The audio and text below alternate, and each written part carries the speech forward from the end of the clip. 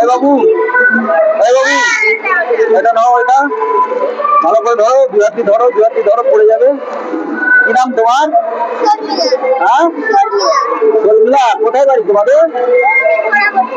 তাই, তোমার বাবা কোথায়?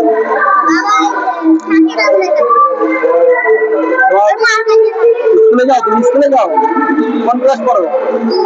বুঝতে পারো? তুমি কি আজকে বলো তো রুটি করা দিচ্ছি, খেয়ে নিও কেমন? আর তোমার নাম শর্মিলা?